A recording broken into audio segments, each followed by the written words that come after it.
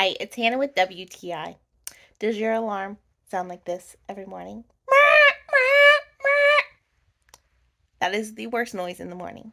I would prefer to wake up slowly to the sun shining in my face with birds tweeting, and that is exactly what this little alarm clock by Dekala does for me every morning.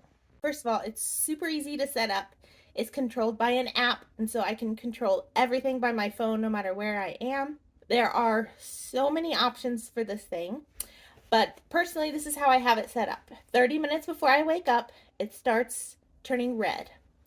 And then progressively, as it gets closer to my alarm time, it gets a little brighter and a little brighter and a little brighter. So subconsciously in my sleep, I'm slowly waking up. And then when it's time for my alarm to go off, I get this beautiful sound of birds tweeting like it's the beautiful spring day that I would love for it to be.